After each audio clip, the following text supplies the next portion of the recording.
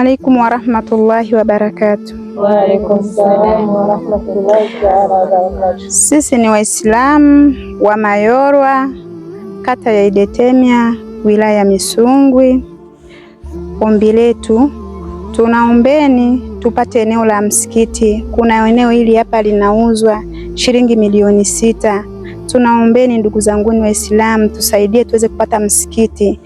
Sisi hapa Mayorwa tuna miaka 5 tunahangaikia maeneo ya msikiti, lakini hatujajaliwa kupata.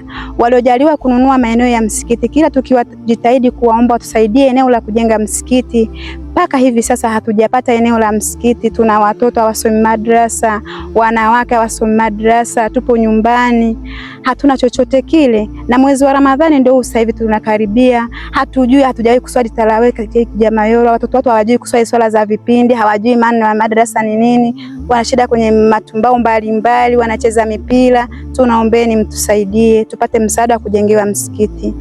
Wa hadha, assalamu alaikum warahmatullahi wabarakatuh, wabillahi tawfik.